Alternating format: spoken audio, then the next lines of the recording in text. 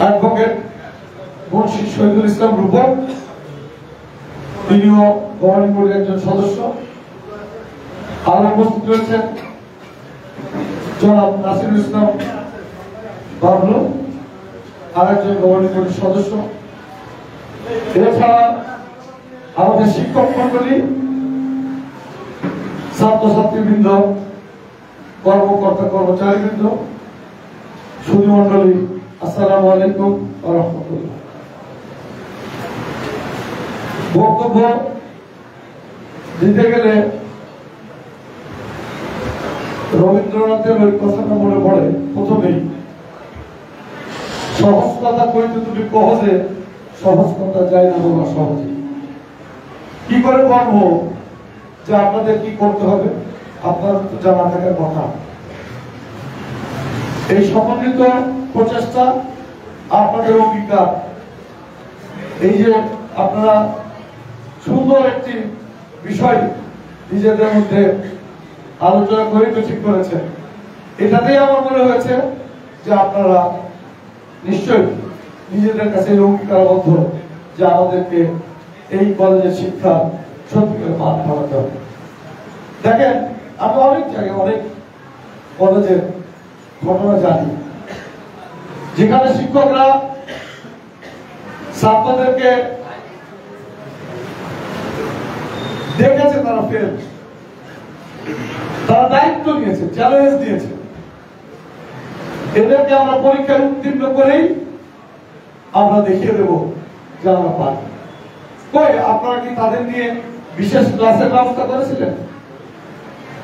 তাদের নিয়ে কি কোন রকম কোন কাউন্সেলিং করেছেন,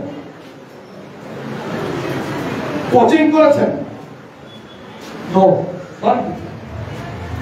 তাহলে আপনারা যদি বলেন যে আমরা ভেবেছিলাম 50 জনের বেশি কোনোভাবেই পরীক্ষা দিতে দেব না, সেটা তো কলেজের জন্য শোনাবেন না।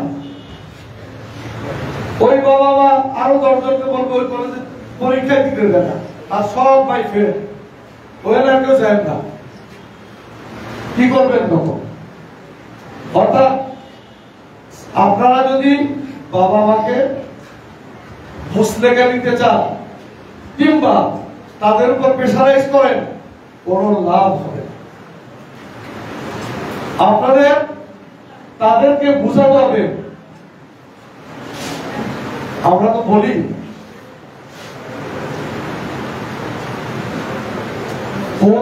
হচ্ছে তাই টু সে সামথিং। কোচিং আমরা বলি coaching and counselling, this is the twin. Coaching হচ্ছে টু সে সামথিং, আর কাউন্সেলিং হচ্ছে টু ফলো আপ। আপনি যা বললেন তার প্রয়োগ আছে কি? আমাদের শিক্ষক মন্ডলীর কাছে জন্য আমি আবেদন রাখবো, আজকে যে বিষয়টা আপনারা নিয়ে এসছেন অত্যন্ত গুরুত্বপূর্ণ, খুবই সময়োপযোগী, যা আসলে আপনাদেরকেই করতে হবে, আপনাদেরকে করে দেখিয়ে দিতে হবে যে এই কলেজের ছাত্রছাত্রীরা পরীক্ষা দিলেই 100% পাস। এইরকম একটা চ্যালেঞ্জ আপনাদেরকে গ্রহণ করতে হবে। তবেই আমি মনে করি এই কলেজের সার্বিক মান উন্নয়নে যে পদক্ষেপ নিতে হবে তা আপনারা বের করতে পারবেন। আমি আপনাদের এই কলেজের সভাপতি হওয়ার আগে এইসব কোন শিক্ষা প্রতিষ্ঠানে কোনদিন আমি দায়িত্ব নিই নাই, কিন্তু আমি আপনাদের এখানে আসার পরে আমার যে অভিজ্ঞতা হলো যে মাগুরা তথা সারা বাংলাদেশের বেশিরভাগ শিক্ষা প্রতিষ্ঠানের একই অবস্থা। কারণ ইতিমধ্যে আমি আরো কয়েকটি কলেজের অনেক গণ্যমান্য ব্যক্তিবর্গ, কলেজের সভাপতি কিংবা গভর্নিং বডির অন্যান্য সদস্য, তাদের সাথে কথা বলেছি। আমাদের বিএনপির মিটিং এর মধ্যে অনেকে এই সঙ্গে আলোচনা করছিলেন, তারা প্রচন্ড হতাশ, দুঃখ করছিলেন, তাদেরও এরকম আমাদের মধ্যে পাস করছে, খুব খারাপ অবস্থা। কিন্তু প্রত্যেকেই বিশ্বাস করে যে আগামী দিন নিশ্চয়ই আমরা ভালো করব। একটা ভোট যদি না থাকে তাহলে কিভাবে আমরা সামনে এগিয়ে যাব? এগোতে পারবো না। সেই ভোট আমরা কখন পাবো? যখন আমরা আমাদের নিজেদেরকে এই সমস্ত কর্মকাণ্ডের মধ্যে দারুণভাবে ভোট করব। আমি তাই শিক্ষক মন্ডলীর প্রতি আহ্বান জানাবো, আমাদের অভিভাবক মন্ডলী এবং ছাত্রছাত্রীদের সাথে আপনারা আরো অনেক বেশি ক্লোজ থাকার চেষ্টা করেন। কোনভাবে কিভাবে আপনারা তাদের সাথে আরো বেশি কানেক্টেড হবেন। এই যে আসেনি মাত্র 10 জন অভিভাবক এসেছিল, আছে এখন তো নানান ঝামেলা। আপনি কখন তাদের ডেকেছেন, সময়টা কখন, এবং তারা আসলে পেশায় কি কি করে আপনাদের অনেক কিছু জানতে হবে। এখন যেমন ধান কাটার মৌসুম, মিছিলে লোক ডাকলেও তো আনতে পারতেছি না, তাদেরও সমস্যা। আর ওই কলেজে আপনারা ডাকলে ধরেন মিছিলে আসার ব্যাপার আছে, তো লিডাররা আবার কি বলে না বলে সেজন্য একটু বাধ্যবাধকতা আছে। কলেজে আপনারা ডাকলে তারা এখন সময় নেই, তাই না? সেজন্য বুঝতে হবে কখন ডাকবেন, এটাও একটা গুরুত্বপূর্ণ বিষয়। এজন্য আপনাদেরকে প্রত্যেকটা বিষয়গুলো এই যে সমন্বিত যে প্রচেষ্টা,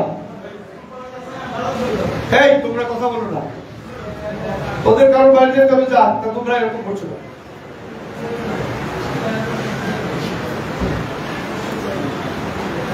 আপনাদের আমি বিশ্বাস করি এবং আশাবাদী যে আমাদের বিজ্ঞ শিক্ষক মন্ডলী যাদের অনেক দিনের অভিজ্ঞতা, তারা সবাই নতুন উদ্ভাবনী দিয়ে আগামী দিনে এই কলেজের শিক্ষার মান উন্নয়নে তারা সত্যিকারের আন্তরিকভাবে ভূমিকা রাখবে। আর আল্লাহ যদি আমাকে রহমত করেন, আপনারা সবাই যদি আমার সাথে থাকেন, ধানের শীষের পক্ষে থাকেন, ইনশাআল্লাহ মাগুরা জেলায় শিক্ষার মান উন্নয়নে সত্যিকারের যা যা করণীয় সব আমি করব। আমি বিশ্বাস করি আজকে যারা তোমরা ছাত্রছাত্রী আছো, যে কয়জনই এসছো এখানে, তোমরা আরো তোমাদের বন্ধু বান্ধবদের উৎসাহিত করো, এই কলেজে আসুক। আগামী দিনের তোমাদের নেক্সট প্রজন্ম এই কলেজের প্রতি আগ্রহ প্রকাশ করুন, এবং আমাদের শিক্ষক মন্ডলী তোমাদের পাশে থাকবে। তোমাদের অভিভাবকদের সাথে আমাদের সকল প্রকার যোগাযোগ ইনশাআল্লাহ আমরা স্থাপনের সব ব্যবস্থা করব। আমরা চাইব তোমরা সত্যিকারের মানুষের মতো মানুষ হও। আগামী দিনে যে যেখান থেকে পারো দেশ গড়ার কাজে অংশ নেবা। এবং আমি আজকের এই অনুষ্ঠানে যারা আমাকে ডেকেছেন আপনাদের প্রতি কৃতজ্ঞতা প্রকাশ করছি। ইতিমধ্যে অনেক স্কুল কলেজ আমাকে বললেও আমি কোনো জায়গায় যাইনি, যখন আদর্শ কলেজ বলেছে আমি এড়াতে পারলাম না। তাই আমি আপনাদেরকে আবারও ধন্যবাদ জানিয়ে আগামী দিনে